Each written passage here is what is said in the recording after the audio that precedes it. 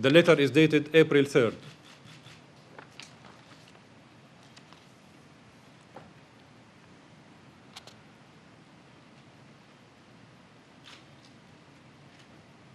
I would like also to read to you what is stated in our letter, dated April 4th, meaning one day after Mrs. Kane sent her letter on behalf of the SG to myself.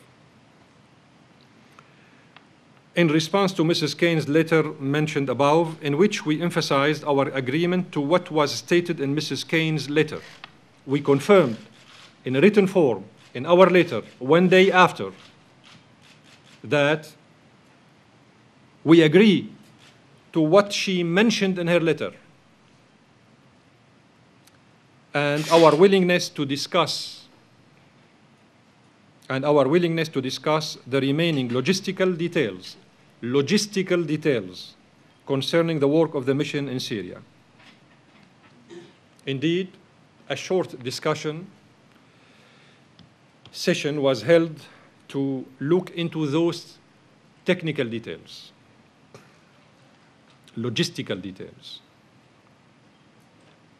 in the afternoon of April 4th. However, after the beginning of this session between my delegation and Mrs. Kane's delegation, Mrs. Kane and her team suggested that the discussions be postponed to the next morning in order to hold a long morning session to complete all the terms of the modalities, thus allowing for investigation mission to go to Syria as soon as possible. We were surprised the next day by the request of Mrs. Kane to meet with us without mentioning the question of convening a discussion session on the remaining logistical details as agreed upon. Mrs. Kane handed us a letter dated April 5th, which contains details that contradict with all what is stated in her previous letter of April 3rd and to all what we had discussed the afternoon of April 4th. When we asked her about the reason for this discrepancy, she told us that the Secretary General has been notified of new information about the French and British allegations, although he was then in The Hague. It is surprising that the Secretary General had new information available to him in less than 24 hours on an incident allegedly occurred on December 23rd, 2012. December 23rd, 2012, meaning an incident allegedly occurred 4 months before the Syrian government submitted its request to investigate the incident that occurred in Khan al-Asal. They waited 4 months. The French and British governments waited 4 months before sharing with the SG while he was in The Hague, and hours after we made a deal with Mrs. Kane, other allegations related to other claims.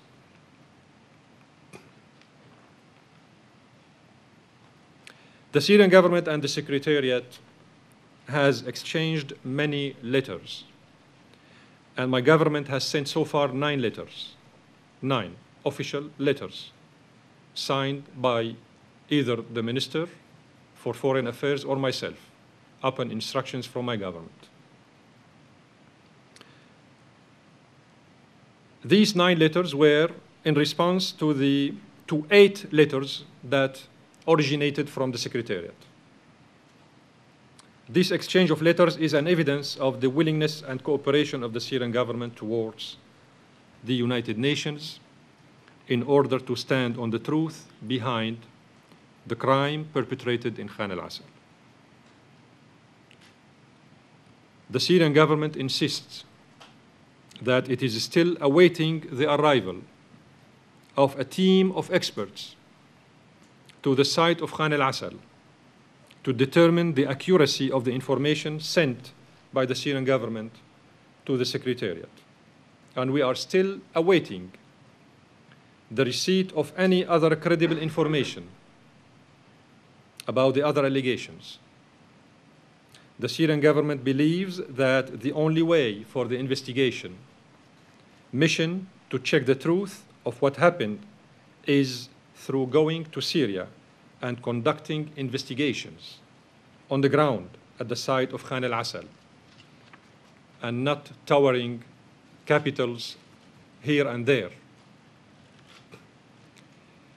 We are here to request once again the Secretary General to cooperate with us swiftly in order to fulfill our previous request to initiate an independent, genuine, technical investigation in Khan al-Assal.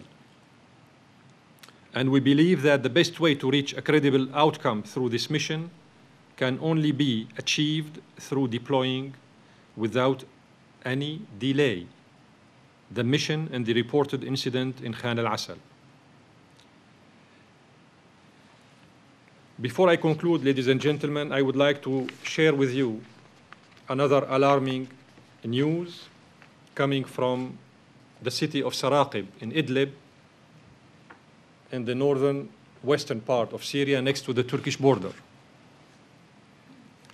Yesterday, the armed terrorist groups in Saraqib,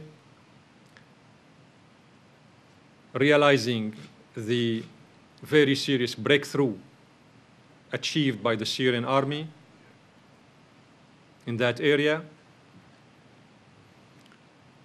spread seemingly the contents of plastic bags containing most probably a kind of powder which might be most probably a kind of chemical materials, spread these chemical materials amongst the crowds in Saraqib.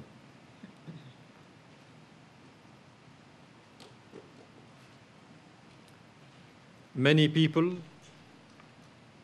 were affected by this heinous, irresponsible act,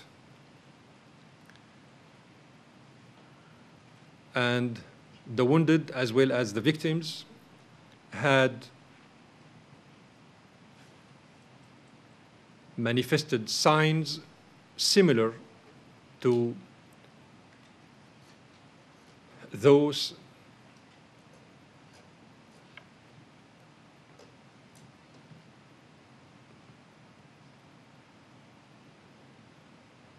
during the use of chemical weapons. And as part of the prearranged arrangements, prearranged scenario, the victims were transported into Turkey to be treated in Turkish hospitals. And then, of course, I am quite sure that today or tomorrow you will hear again that the Turkish government has new tools indicating that the Syrian government used chemical weapons against its own people, as we say, in Saraqib. The point is that after failing in presenting any corroborated facts with regard all the other allegations, it seems now that some intelligence here and there among the capitals that are directly involved in the bloodshed of the Syrian people are looking to a new strategy, which is to set up any kind of tools or proofs that would implicate or involve the Syrian government on false basis with regard to the use of chemical weapons. So rather than answering swiftly the Syrian official request to investigate the use of chemical weapons in Khan al-Assal, we have been waiting for 40 days, giving enough time to all those who are trying to manipulate the scene so that they would find out another deviation from the initial path, which is Khan al-Assal, to focus on something else, somewhere else. A, to undermine any chances of success of the Syrian request to investigate. B, to deviate the attention from the serious crime perpetrated in Khan al-Assal and to shift the attention of the public opinion towards invisible areas arranged, created by some intelligence services. I'm in your hands. Thank you very much. My name is Talal Hashim Al-Arabi in this channel, sir. And on behalf of... it's not working? Okay. My name is Talal Haj from Al-Arabiya News Channel, and on behalf of the Executive Committee of United Nations Correspondents Association, we thank you for this briefing at this very important juncture. I have two questions. One in details. The letter of Angela Kane on the 3rd of April, did it mention that the United Nations Secretary General was assessing, continuing to assess the two requests of the British and the French while agreeing to your government request? And could you make that letter available to the press for us, copies of that letter, if it's possible? All the correspondence. To correspondents of the United Nations? We don't have anything to hide. Fine. Thank you. Thank you. No, hold on.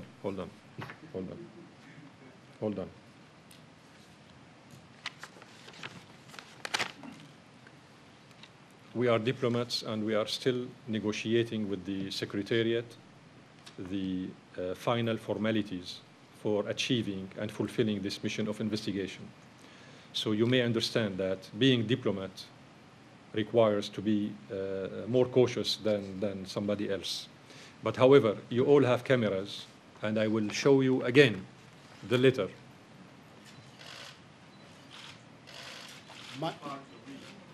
This way. My question, sir. Don't you have cameras here this way? We do. My question, sir, does she say in the letter... It's 2 pages. My question, sir, does the... Ms. Angela Kane, does she state that the Secretary General is continuing to assess the two requests from the British and the French government and awaiting their details? Because he asked them for more details before he accepted their request to investigate another 2 positions or 2 places in Syria. And a more wider question is, you know, and we all know, that the Secretary General cannot ignore a request from the British and the government, or any government, to investigate an incident that threatened peace and security. Now, he asked for more details, and he got more details, and in his judgment, he found that these details warrants an investigation. The question is, which many people ask and argue, is why doesn't Syria accept, especially that they dropped Al-Utayba request to investigate? They are just insisting on Homs and Khan al-Assal.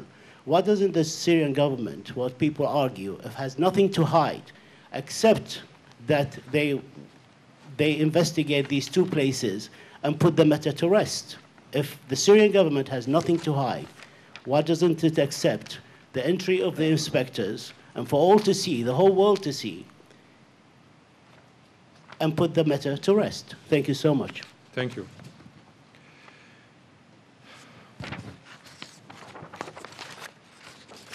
I do not interfere in the competences of the Secretary General. Our point of view is that from the beginning, it wasn't us who asked for the investigation. It wasn't France, it wasn't Britain, it wasn't Qatar. It was the Syrian government responsible for the safety and well-being of its own people that requested the investigation. We were asked by the Secretary General to provide answers to 18 technical questions later on, to which we answered.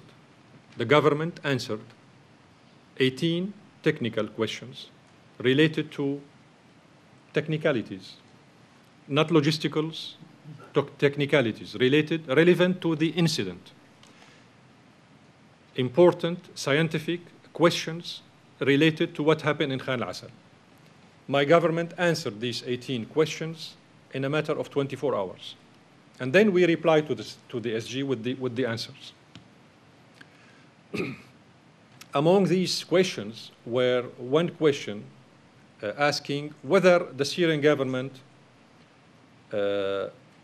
has samples, blood samples,